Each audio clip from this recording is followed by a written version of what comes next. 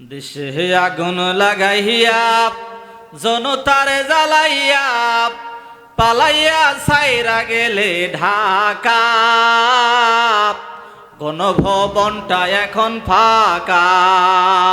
দেশে আগুন লাগাইয়া জনতারে জ্বালাইয়া, দেশে আগুন লাগাইয়া জনতারে জ্বালাইয়া পালিয়া সাইরা গেলে ঢাকা, গণভবনটা এখন ফাঁকা।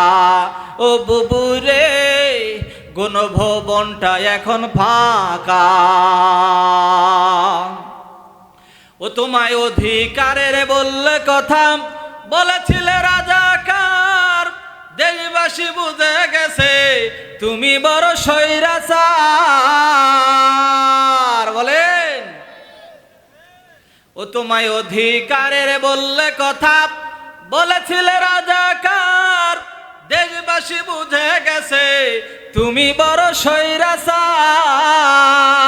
ও তোমার নাইকো শরম লাজ, তুমি বড়ই নাটকবাজ। তোমার নাইকো শরম লাজ, তুমি বড়ই নাটকবাজ।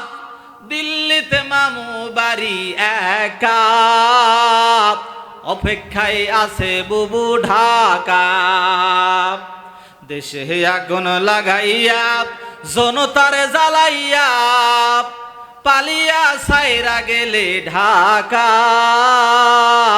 গণভবনটা এখন ফাঁকা।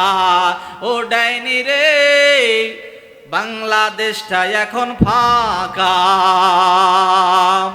ও তুমি মিথ্যা মামলায় ফাঁসি দিলাম সোনার মানুষগুলারে, কত বড় ডাইনি সেজে নাই মায়া তোর অন্তরে।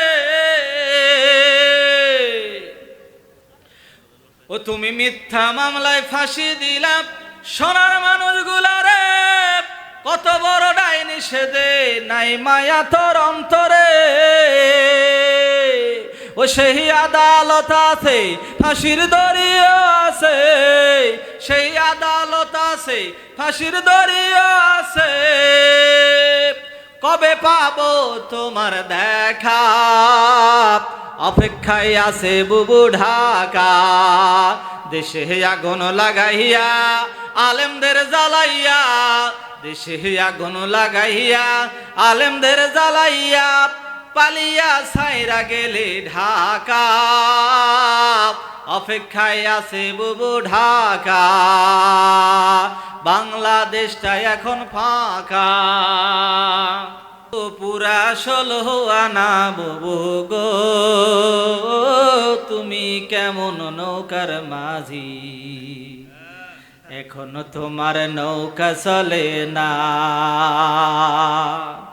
সব খুনিদের বিচার বুবু হবে আনা আনা, তোমার বিচার হবে বুবু পুরো 16 আনা বুবু গো। ও তুমি কেমন নৌকার মাঝি, এখনো তোমার নৌকা চলে না। এ বাণী সকলের নয় শুধু মুমিনের, যারাই চলবে মেনে ফল পাবে কোরআনের। ঘরে বলো কিবা রাষ্ট্রে বলো, ঘরে বলো কিবা রাষ্ট্রে বলো, অশান্তি দূর করে শান্তি আনে। সমাধান চাহো যদি জীবনে মরণে, ফিরে যাও খুঁজে নাও চোখ রাখো কোরআনে।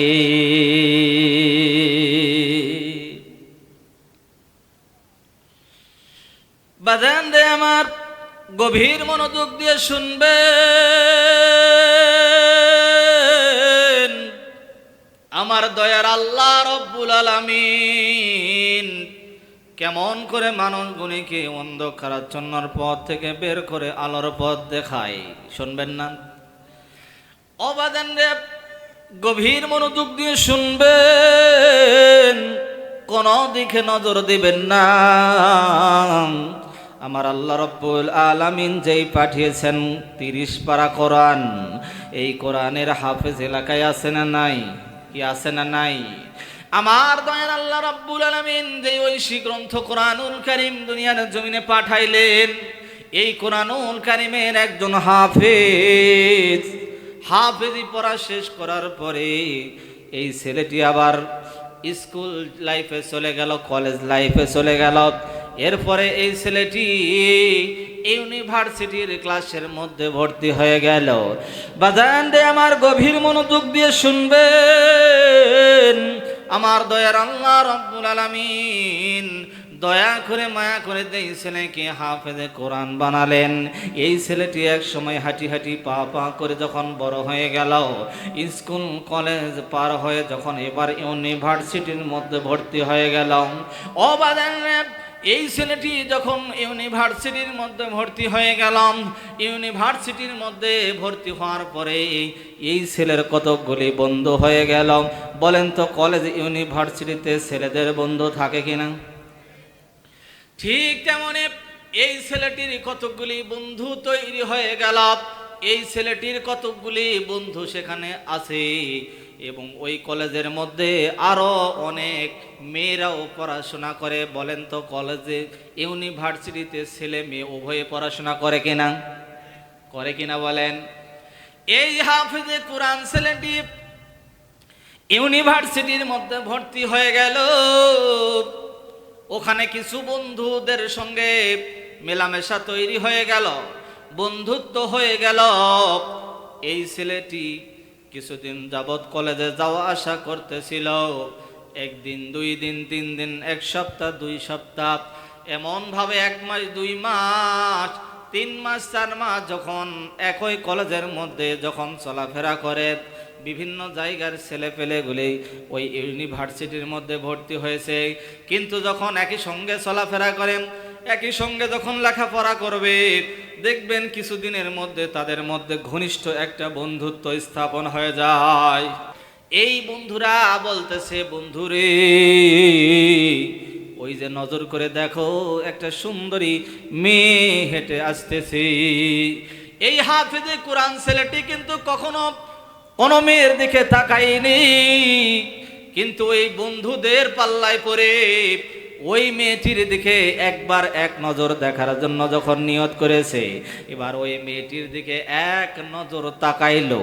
তাকানোর সঙ্গে সঙ্গে হাফেজে কোরআন ছেলেটি আর কোনো দিকে নজর দেয় না।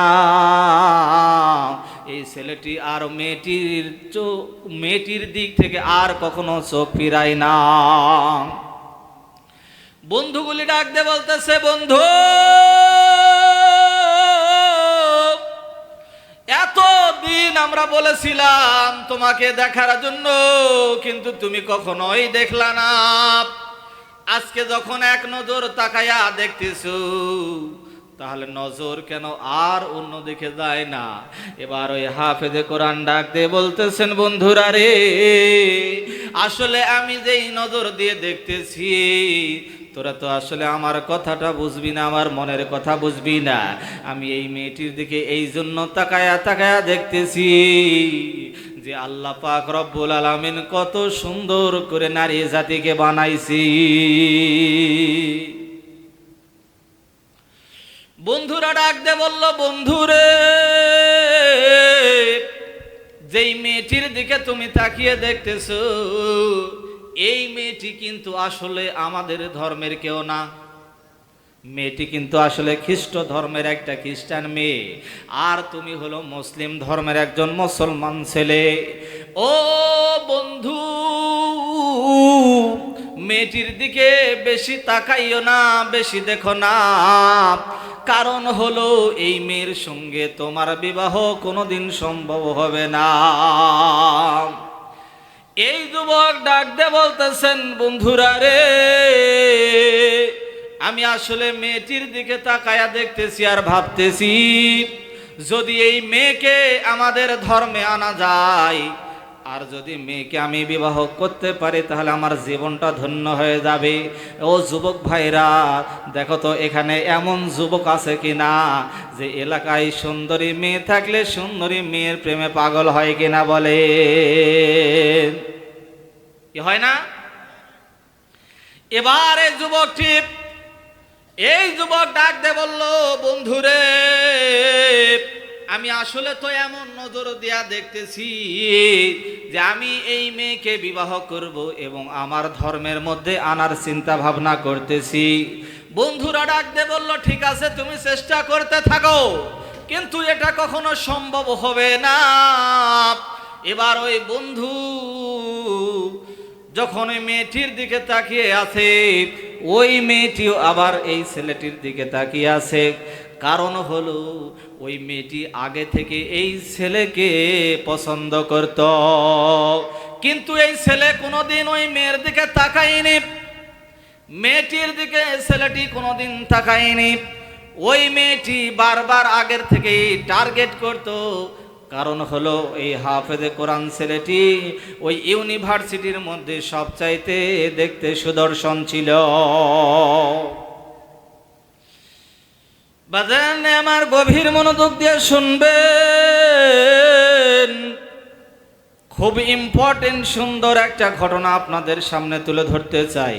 এবার একদিন, 2 দিন, 1 সপ্তাহ, 2 সপ্তাহ করে বিভিন্ন দিন চলে গেল। তারা একে অপরের দিকে শুধু তাকিয়ে থাকে, কেউ কাউকে কোনো কথা বলে না, শুধুমাত্র চোখে চোখে কথা হয়, তাছাড়া কোনো কথা হয় না। কলেজ ইউনিভার্সিটিতে যখন মেয়ে আসে, আবার ছেলেও যখন আসে, মেয়ের আসনের মধ্যে বসে থাকে, ছেলের আসনের মধ্যে বসে থাকে, শুধু একজন আরেকজনের দিকে তাকায়, কোনো কথা হয় না, শুধু চোখ দিয়ে দেখা দেখি হয়। এরকম অবস্থা চলতে চলতে কিছুদিন পরে ওই যুবকটি একটা পত্র লিখলো, লাভ লেটার। এখন তো আর লাভ লেটার নাই, আছে? এখন লাভ লেটার আছে? ওই যে আগে যেরকম বলতো যে চিঠি লিখেছে, চিঠি লিখেছে বউ আমার ভাঙ্গা ভাঙ্গা হাতে, আছে ওই দিন? যেন শাশুড়ি না দেখে, বইয়ের ননদি না দেখে, কি দেখে শোনেননি? তো ওই চিঠির দিন আর নাই, এখন সব হয়ে গেছে ইন্টারনেট, সব হলো ডিজিটাল, সব ডিজিটাল হয়ে গেছে। এই জন্য আগের সময়ের ঘটনা, ওই ছেলেটি একটা পত্র লিখলো, একটা লাভ লেটার লিখলো, রাত্রিবেলায় লিখে পরের দিন সকালবেলা ইউনিভার্সিটিতে এসে ওই মেয়ের হাতের মধ্যে দিয়ে দিল। দেওয়ার পরে মেয়েও খুশি, ছেলেও খুশি। মেয়ে যখন পত্রখানা এবার খুলেছে, খুলে যখন পরে হায়রে কি লিখছে, লাভ লেটার, মেয়ে তো একেবারে খুশিতে আত্মহারা, কারণ মেয়ে ছেলেকে কি করে? পছন্দ করে। মেয়েও ছেলেকে পছন্দ করে, ছেলেও মেয়েকে পছন্দ করে। যদি দুইজনই রাজি থাকে তাহলে শুধু দরকার কি? শুধু কি দরকার? শুধু দরকার কাজী। এবার মেয়েও খুশি, ছেলেও খুশি, কিন্তু মেয়ে বলতেছে, ও যুবক বন্ধু আমার, একটা সমস্যা আছে, সেটা হলো আমি হলাম খ্রিস্টান আর তুমি হলে মুসলিম, তো এখানে সমস্যার সমাধান এখন হবে কেমনে, সেই চিন্তা আমাদেরকে করতে হবে। কি সমস্যার সমাধান করতে হবে না? মেয়ে বলল যে বন্ধু আমার, আমার বয়ফ্রেন্ড, ও আমার লাভার, তুমি যেহেতু আমাকে পত্র দিয়েই দিয়েছো, আমি মনে মনে চাচ্ছিলাম যে তুমি আমাকে কিছু বলবে, কিন্তু এতদিন যখন না বলার পর একটা পত্র লিখেছো, তখন আমি খুশি হয়ে গেছি। আর আমি এখন খুশি হয়ে বলতেছি যে আমি তোমাকে ভালোবাসি, কিন্তু শর্ত হলো যে আমি তোমাকে আজকেই এই কথাটা ফাইনাল দিব না যে আমি তোমার জীবন সঙ্গী হব। বলেন তো, ভালোবাসা এক জিনিস আর জীবন সঙ্গী আর এক জিনিস। ভালো সবাইকেই বাসে, কিন্তু জীবন সঙ্গী সবাই হয়? মেয়ে বলতেছে, যুবক তোমাকে আমার এত ভালো লাগে, যার কারণে আমার মনের আশা, আমার মনের বাসনা যে আমি তোমার সঙ্গে ঘর সংসার করব, এইরকম আমার চিন্তা ভাবনা। ছেলেও বলতেছে, হ্যাঁ আমার লাভার, ও আমার প্রেমিকা, আমিও তোমাকে এমন ভালোবাসাবাসি, এমন পছন্দ করি যে আমার মনের চিন্তা ভাবনা যে আমি তোমার সঙ্গে সারাটা জীবন কাটিয়ে দিতে চাই। এবার দুইজন খুশি, ঠিকঠাক হয়ে গেল ভালোবাসা। এবার মেয়ে বলতেছে, যুবক আমি আমার বাড়িতে গিয়ে প্রস্তাব করব, তুমি তোমার বাড়িতে গিয়ে প্রস্তাব করো, তাহলে দুই দিকের পরিবার যদি রাজি থাকে তাহলে আমাদের আর কোনো টেনশন আছে? টেনশন নাই। এবার মেয়ে বাড়িতে চলে গেল, বাড়িতে পত্রখানা নিয়ে চলে গেল। যাওয়ার পরে মেয়েটি যেই টেবিলের মধ্যে তার বাবা মার সঙ্গে যেখানে খাবার খায়, সেখানে এই মেয়েটি এখন পত্রখানা বের করে খুলে তার মা এবং বাবাকে ডাক দিয়ে বলতেছেন, মা, ও আব্বাজান, ও আমার আম্মি জান, আমি এখন কলেজ ইউনিভার্সিটির মধ্যে পড়ালেখা করি, আমি এখন অনেক বড় হয়ে গেছি। ও মা, ও আমার আব্বাজান, আমি আজকে তোমাদের কাছে একটা আবদার করব। যেহেতু আমি তোমাদের একমাত্র কন্যা এবং আমাদের অনেক সম্পত্তিও আছে, সম্ভ্রান্ত পরিবারের, খ্রিস্টান পরিবারের মেয়ে, বাবা মাকে ডাক দিয়ে বলতেছেন, মা, তোমাদের কাছে আমার একটা আবদার আছে। আমার ইউনিভার্সিটির মধ্যে একটা সুদর্শন যুবক আছে, ওই যুবককে আমি অত্যন্ত ভালোবাসি, যার কারণে ওই যুবককে আমি বিয়ে করতে চাই। ওই যুবককে আমি বিবাহ করতে চাই। মেয়ের বাবা মা বলতেছে, আমাদের পক্ষ থেকে কোনো অসুবিধা নাই, কিন্তু শর্ত হলো আমরা ওই ছেলের সঙ্গে কিছু কথা বলবো। কথা বলার পরে ওই ছেলেটি যদি আমাদের শর্তে রাজি হয়, তাহলে তোমার সঙ্গে আমরা তার বিবাহ দিব। মেয়েটি এবার খুশিতে আত্মহারা হয়ে গেল। পরের দিন সকালবেলা ইউনিভার্সিটিতে পড়তে গেল। যাওয়ার পরে বন্ধুকে ডাক দিয়ে বলতেছেন, বন্ধুরে,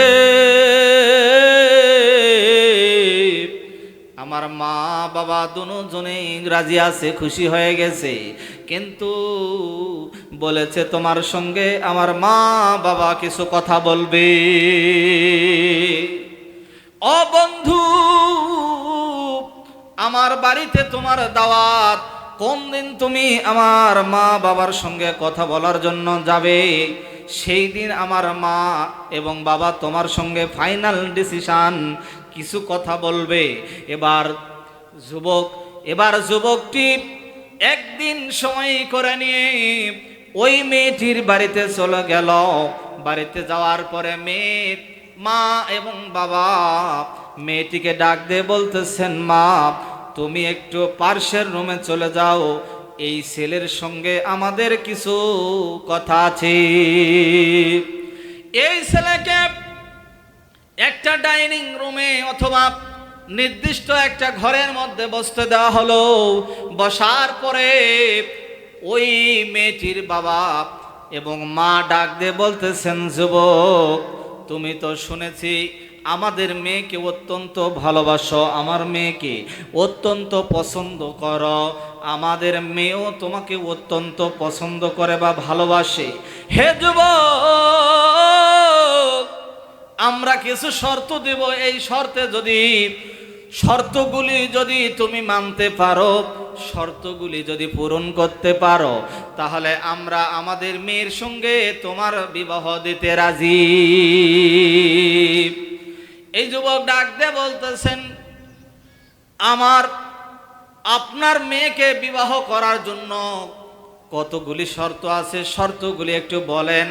এবার মেয়েটির বাবা ডাক দিয়ে বলতেছেন, যুবক, ওই যে তাকাইয়া দেখো, তোমার সামনে যেই টেবিলটা দেওয়া আছে, এই টেবিলের উপরে শুকুরের মাংস রাখা আছে। আমার মেয়েকে যদি বিবাহ করতে চাও, তাহলে এই শুকুরের মাংস তোমাকে খেতে হবে। বলেন তো, মুসলমান ধর্মে শুকুরের গোশত খাওয়া হালাল না হারাম? হালাল না হারাম? এবার বলতেছে, ও যুবক, টেবিলের উপরে তাকায়া দেখো, বিভিন্ন ধরনের মদ রাখা আছে, এই মদগুলি তোমাকে খেতে হবে, মদ দিয়ে তোমাকে গোসল করতে হবে। বলেন তো, ইসলাম ধর্মে মদ হালাল না হারাম? এরপর কি শর্ত আছে? এরপর শর্ত হলো, ও যুবক রে, তুমি যেই কোরআনটা পড়ো, তুমি যেই কোরআনটা মানো, তুমি যেই ইসলামটা মানো, এই ইসলাম ধর্ম ত্যাগ করতে হবে, কোরআনটাকে ছেড়ে দিতে হবে। ঈমান নামক মহাদৌলত তোমাকে ছেড়ে খ্রিস্টান ধর্ম গ্রহণ করতে হবে। কয়টা শর্ত দিল? যুবক ডাক দিয়ে বলতেছেন, আব্বাজান, ও আম্মাজান, আপনাদের মেয়েকে যেহেতু আমি ভালোবাসি, আপনাদের মেয়েকে যেহেতু আমি পছন্দ করি, এই জন্য আপনাদের মেয়েকে বিবাহ করার জন্য যতগুলি শর্ত পূরণ করা লাগবে সব শর্ত পূরণ করতে আমি রাজি। এর জন্য যদি আমাকে ঈমান ছাড়তে হয় আমি ঈমান ছেড়ে দেব, এর জন্য যদি মদ পান করতে হয় মদ পান করে নিব, এর জন্য যদি শুকুরের মাংস ভক্ষণ করতে হয় তাতেও আমি রাজি আছি। এবার যুবক যখন সব শর্তে রাজি হয়ে গেল, সব শর্ত রাজি হওয়ার পরে এই যুবক টেবিলের উপর থেকে শুকুরের মাংসগুলি তুলে নিয়ে ভক্ষণ করে নিল। এবার যুবক মদগুলি পান করে নিল এবং মদ দিয়ে গোসল করল। তারপর এই যুবক ঈমান ছেড়ে দিল, কোরআনটাকে ছেড়ে দিল, ইসলামকে ত্যাগ করে দিল এবং তাদের খ্রিস্টান ধর্ম গ্রহণ করে নব্য খ্রিস্টান হয়ে গেল। অবাদান রে, কোনো দিকে নজর দিবেন না, এবার ইম্পর্টেন্ট কিছু কথা আসতেছে। এই যুবক যখন ঈমান নামক মহাদৌলত যখন ছেড়ে দিল, ইসলামকে ছেড়ে দিল, কোরআনকে ছেড়ে দিল, শুকুরের মাংস ভক্ষণ করে নিল, মদ পান করে নিল, মদ দিয়ে গোটা শরীরটা স্নান করে নিল, গোসল করে নিল। এবার ছেলেটি যখন খ্রিস্টান হয়ে গেল, হওয়ার পরে ওই মেয়েটির মা এবং বাবা ওই মেয়ের সঙ্গে তাদের বিবাহ দিয়ে দিল। বিবাহ হয়ে গেল। এবার ছেলেকে ডাক দিয়ে বলতেছেন, ওগো জামাই, তুমি এখন আর ইসলাম ধর্মের মধ্যে নাই, তুমি এখন হয়েছো খ্রিস্টান, তোমার মধ্যে নাই আর ঈমান, এই জন্য তোমার নাইকো কোরআনের সাথে কোনো সম্পর্ক, তুমি আর নাইকো মুসলমান, তোমার হারিয়েছো ঈমান, তুমি এখন গ্রহণ করেছো ধর্ম খ্রিস্টান। এই জন্য আমার মেয়ের সঙ্গে তুমি আর এই দেশে থাকতে পারবা না এবং তোমার সমাজের মধ্যে তুমি আর যাইতে পারবা না। ও জামাই রে, আমরা টিকিট কেটে রেডি করে রেখেছি, ফ্লাইটের সিট বুক করে রেখে দিয়েছি, ভিসা রেডি করে রেখে দিয়েছি, আমার মেয়েকে নিয়ে তুমি অন্য দেশে গিয়ে থাকবে, যেই দেশে খ্রিস্টান বেশি আছে ওই দেশে তুমি থাকবে, এই দেশে তুমি আর থাকতে পারবা না, তোমার ধর্মে যাইতে পারবা না, তোমার সমাজের মধ্যে যাইতে পারবা না।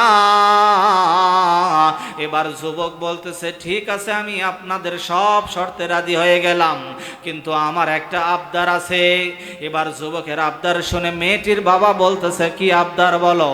এবার মেয়ের বাবের কথা শুনে ওই যুবক ডাক দিয়ে বলতেছেন, আব্বাজান, আমার ছোট্ট একটা আবদার, সেটা হলো আমি যেই বাড়িতে অনেক দিন পর্যন্ত ছিলাম, যেখানে আমার জন্ম হয়েছে, যেখানে আমি ছোট থেকে বড় হয়েছি, ওই ঘরের মধ্যে আমি একটু যেতে চাই, আর আমার কিছু কাপড় চোপড় আসবাবপত্র আছে, এগুলি আমি সেখান থেকে নিয়ে আসতে চাই।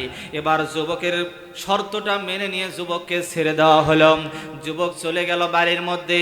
বাড়িতে যাওয়ার পরে যুবক এবার তার ব্যাগের মধ্যে করে সমস্ত কাপড় চোপড়, প্রয়োজনীয় যত জিনিসপত্র ছিল, কাগজপত্র ছিল, সবগুলি ব্যাগের মধ্যে উঠায় নিলেন। এবার যুবক যখন ঘর ছেড়ে যখন বাহিরে যখন চলে আসবে, এমন সময়ে যুবকটি টেবিলের উপর তাকাইয়া দেখে যে ওখানে পড়ে আছে আল কোরআন। যুবক ডাক দিয়ে বলতেছেন, কোরআন, তুই আমারে দেখিস না, আমার নাইকো ঈমান, তুই আমারে ডাকিস না আর দেখিস না রে, আমার নাইকো ঈমান, আমি হয়েছি এখন নব্য খ্রিস্টান। এবার কোরআন যেন ওই যুবককে ডাক দে বলতেছে, ও যুবক রে, তুই ছাড়তে পারিস ঈমান, কিন্তু তোরে ছাড়ব না আমি আল কোরআন। ও যুবক, না তুই আমারে তেলাওয়াত করতে পারিস, তুই আমারে ভুলে যেতে পারিস, তুই আমারে ভুলে থাকতে পারবি, কিন্তু আমি কোরআন তোরে ভুলে থাকতে পারবো না। কারণ কারণ তোর সঙ্গে, তোর সিনার সঙ্গে আমার কানেকশন আছে। বলে আল্লাহু আকবার। হাফেজের সিনার মধ্যে কোরআন থাকে না, এই জন্য কোরআনের কানেকশন হাফেজের সিনার সঙ্গে, হৃৎপিণ্ডের সাথে আছে কানেকশন। তুই তোমার না থাকে ঈমান, কিন্তু আমি তোমারে যেতে দিব না কোরআন। এবার কোরআনটি জানো ডাক দে বলতেছেন, যুবক রে তুমি আমাকে ছেড়ে কোথায় যাবে? যাও, কোনো সমস্যা নাই। ঈমান ছেড়ে দিয়েছো, কোনো সমস্যা নাই। ইসলাম ছেড়ে দিয়েছো, কোনো সমস্যা নাই। আল্লাহকে ভুলে গেছো, তাতে কোনো সমস্যা নাই। কিন্তু তোমার সঙ্গে, তোমার লগে লগে আমারে একটু লইয়াছ। যুবক এবার চিন্তা ভাবনা করলো, আসলে তো কোরআন ঠিকই বলেছে, তাহলে আমি যেহেতু কোরআন এতদিন পড়তাম, কোরআন সিনার মধ্যে আছে, কোরআনকে আমি এত ভালোবাসি, এই জন্য আমি তো কোরআনটা আমার সঙ্গেই নিতে পারি। আমার যদিও নাই ঈমান, কিন্তু আমি তো দেখতে পারবো দুইটা চোখ দিয়ে আল কোরআন, তাতে তো কোনো বাধা নাই, আছে কি? চোখ দিয়ে দেখলে তো আর কোনো সমস্যা নাই। যুবক এমন চিন্তা করিয়া যুবক এবার একটা এরকম একটা কাপড় নিলেন, কাপড় একটা নিয়ে কাপড়ের সঙ্গে কোরআনটাকে মুছরাইয়া, কোরআনকে ভাঁজ করে কাপড় দিয়ে লুকাইয়া নিলেন। নেওয়ার পরে এবার ওই কোরআনকে ব্যাগের মধ্যে রেখে দিলেন। ব্যাগের মধ্যে নেওয়ার পরে যুবক চলে গেলেন শ্বশুর বাড়ি। সংক্ষিপ্ত আকারে বলতেছি ভাইজান, যুবক শ্বশুর বাড়িতে চলে গেল। যাওয়ার পরে যুবক তার স্ত্রীকে নিয়ে চলে গেল বিমানবন্দরে। গিয়ে বিমানে চড়ে আবার অন্য দেশে পাড়ি জমালো। তার শ্বশুর যেহেতু সম্ভ্রান্ত পরিবারের লোক ছিল, অত্যন্ত ধনাত্মশালী ব্যক্তি ছিল, এই জন্য অন্য দেশে খ্রিস্টান মিশনারিতে এই যুবকের জন্য একটা চাকরি সেট করে দিল। এই যুবক ওই দেশে যাওয়ার পরে প্রতিদিন যখন খ্রিস্টান মিশনারিতে যায়, এই যুবক প্রতিদিন খ্রিস্টান মিশনারিতে যাওয়ার সময়ে এই যুবকটি এই কোরআনুল কারীমটা একটা ড্রেসিং টেবিলের পিছনে কাপড়ের নিচে লুকিয়ে রেখেছিল। ওই ড্রেসিং টেবিলের সামনে দাঁড়িয়ে যুবক যখন অফিসে যাওয়ার জন্য কাপড় চোপড় পরে যখন রেডি হয়, ওই যুবক তখন কাপড়টা একটু সরাইয়া এক নজর দুই চোখ দিয়ে দেখতো আল কোরআন। যুবকের মনে চিন্তা, আমি যেহেতু ছেড়েছি ঈমান, আমি হয়েছি নব্য খ্রিস্টান, কিন্তু এই দুই চোখ দিয়ে দেখব আমি কোরআন। এবার ওই যুবকটি সকালবেলা যখন অফিসে যায়, সকালবেলা এক নজর কোরআন দেখে, আবার সন্ধ্যাবেলায় যখন অফিস থেকে বাড়িতে আসে, আসার পরে ড্রেসিং টেবিলের সামনে আবার দাঁড়িয়ে যায়। দাঁড়ানোর পরে এই যুবকটি আবার কাপড় সরাইয়া দুই চোখ দিয়ে এক নজর দেখে কোরআন। এমনি ভাবে দিনগুলি যখন চলে গেল, 1 মাস 2 মাস করে 1 বছর 2 বছর 3 বছর পার হয়ে গেল। এই যুবক হঠাৎ করে একদিন এসে দেখে খ্রিস্টান মিশনারি থেকে ব্যাক করে যখন এই যুবকটি যখন বাসার মধ্যে চলে আসলো, বাসার মধ্যে চলে আসার পরে এই যুবকটি লক্ষ্য করে দেখে ওই ড্রেসিং টেবিলের সামনে যখন কাপড়টা খোলার জন্য গেল, কাপড় খোলার সময় ওই যুবকটি যখন পিছনের কাপড়টা আলগা করে দেখতেছে কোরআন, ওই জায়গার মধ্যে নাই আর কোরআন। যুবকের মাথা পাগল হয়ে গেল। যুবক যেন দিশেহারা হয়ে যায়, যুবক যেন পাগল হয়ে যাইতেছে। এখানেই তো রেখেছিলাম কোরআন, কিন্তু এই কোরআন তো এখন আর পাওয়া যায় না, দেখা যায় না। যুবক এক দৌড় দিয়ে চলে গেল তার স্ত্রীর কাছে। স্ত্রীর কাছে গিয়ে বলতেছে, স্ত্রী রে, আমি এতদিন তোমার কাছে একটা কথা লুকাইছি, এই কথাটা তোমার কাছে বলতে আমি পারিনি, কারণ যেহেতু আমার নাই ঈমান, আমি হয়েছি খ্রিস্টান। কিন্তু ও বিবিরে, আমি আমার সঙ্গে এনেছিলাম কোরআন। তোমাকে আমি এতদিন বলতে পারি নাই, আজকে বলতেছি শোনো। আমি যখন আমার দেশ ত্যাগ করে যখন চলে আসি, তখন আমার সঙ্গে এনেছিলাম কোরআন। ওই কোরআনটি আমি ড্রেসিং টেবিলের পিছনে কাপড়ের নিচে লুকিয়ে রেখেছিলাম। আজকে যখন ড্রেসিং টেবিলের সামনে দাঁড়িয়ে গেলাম, গিয়ে দেখলাম ওই জায়গাতে আর কোরআনুল কারীমটা নাই। ও বিবি রে, তুমি কি দেখেছো আছে কোথায় কোরআন? এবার বিবি ডাক দে বলতেছে, তোমার তো নাই ঈমান, তুমি হয়েছো খ্রিস্টান, তোমার এখন কিসের দরকার কোরআন? আমাদের বাসায় যেই মেয়েটি কাজ করে, এই মেয়েটি এই কোরআনুল কারীমটা ওখানে পেয়েছিল। ওখান থেকে নিয়ে ময়লার সঙ্গে ময়লার ঝুড়িতে করে নিয়ে কোরআনটা একটা ডাস্টবিনের মধ্যে ফেলে দিয়েছে। এবার ওই যুবক ডাক দিয়ে বলতেছেন, স্ত্রী রে, কোন জায়গার মধ্যে কোরআনটা ফেলে দিয়েছে আমি এক নজর দেখতে চাই। এবার যুবককে নিয়ে যাওয়া হলো ওই ডাস্টবিনের কাছে। ডাস্টবিনের কাছে ময়লা স্তূপের কাছে গিয়ে দেখে, ওখানে খোঁজাখুঁজি করে দেখে নাই ওখানে কোরআন। যুবক চলে গেল। এবার যেই পৌরসভা বা যেই উপজেলার আন্ডারে ময়লাগুলি সংগ্রহ করা হয়, সেই জায়গার সেই অফিসের মধ্যে গেল। গিয়ে বলতেছেন, ভাইজান, অমুক নাম্বার অমুক জায়গার স্তূপের মধ্যে কে ময়লা অমুক দিন সরিয়েছে, আমি তার সঙ্গে কথা বলতে চাই। এবার ওই লোকটির সঙ্গে দেখা হয়ে গেল। ওই লোককে, ওই কর্মচারীকে ডাক দিয়ে বললেন, ভাইজান, আমি একটু জানতে চাই আপনারা কি ওই ময়লা স্তূপের মধ্যে মোটা একটা ভলিউম বই পেয়েছেন নাকি? ওই লোকটি ডাক দিয়ে বলল, ভাইজান, ওই স্তূপের মধ্যে বই আছে কিনা আমরা তো জানি না, কিন্তু ওখান থেকে ময়লাগুলি তুলিয়া আমরা একটা নদীর কিনারার মধ্যে ফেলে দিয়েছি। ওই কিনারার মধ্যে হয়তোবা থাকতে পারে ওই ভলিউম বই। এবার যুবকটি বলতেছেন, ভাইজান রে, দ্রুত করে আমাকে ওই জায়গার মধ্যে নিয়ে চলো। এবার যুবককে নিয়ে যাওয়া হলো নদীর কিনারায়।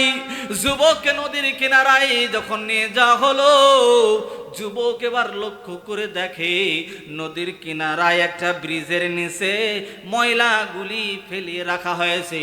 এবার যুবক ওই ময়লা স্তূপের মধ্যে নেমে গেল।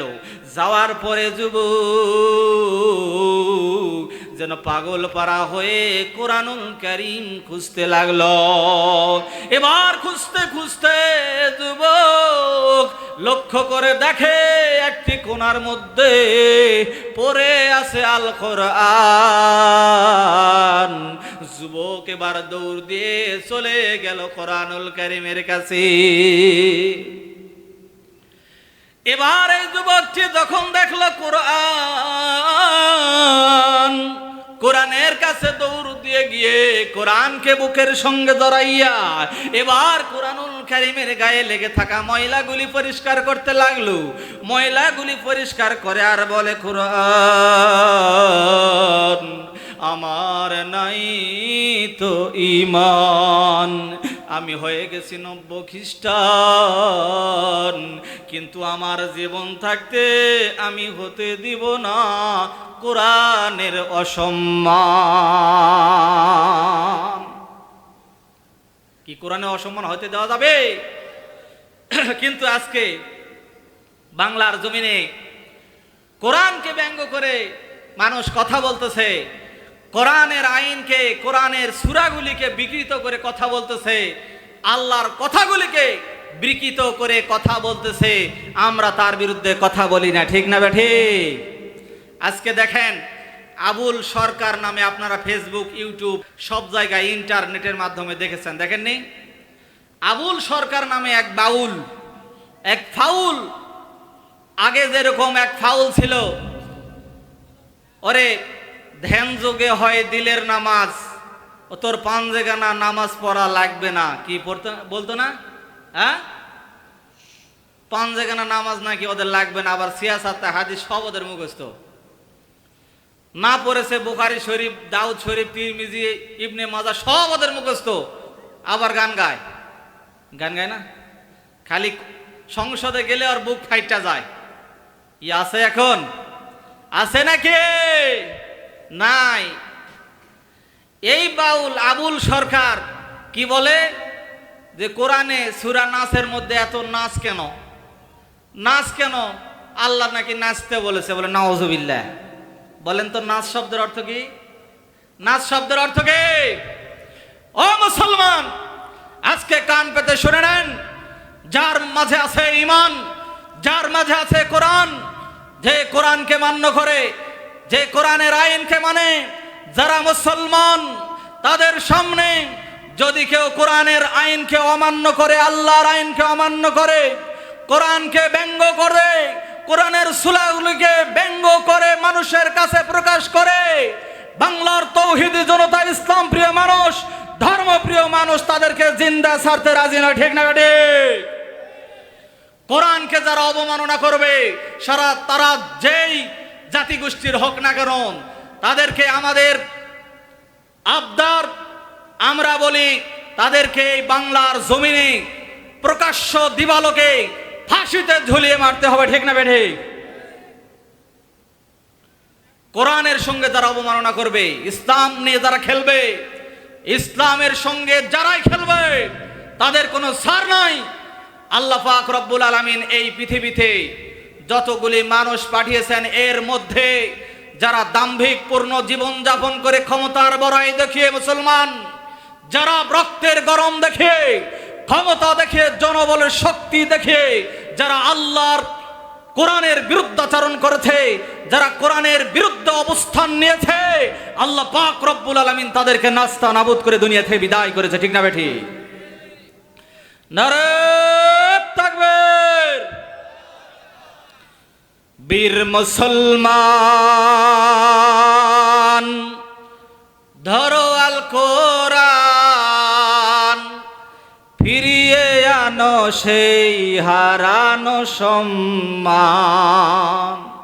নারায়ে তাকবীর! বীর মুসলমান, ধরো আল কোরআন, ফিরিয়ে আনো সেই হারানো সম্মান। যে ঈমান বলে হয়ে বলিয়ান, শাসন করত যারা দুনিয়া জাহান, সত্যের সেই তলোয়ার নাওরে তুলে আবার, সত্যের সেই তলোয়ার নাওরে তুলে আবার, পাপ দুনিয়া ভেঙে কররে চুরমার। বীর মুসলমান, ধরো আল কোরআন, ফিরিয়ে আনো সেই হারানো সম্মান।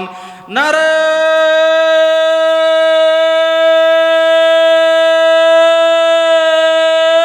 তাকবীর! যে আওয়াজ শুনে ওরে মুসলমান, ভয়ে কাঁপিত কাফেরও বেঈমান, তোলরে সেই হুঙ্কার ধরায় আর একবার, তোলরে সেই হুঙ্কার ধরায় আর একবার, পাপ দুনিয়া ভেঙে কররে চুরমার। নারে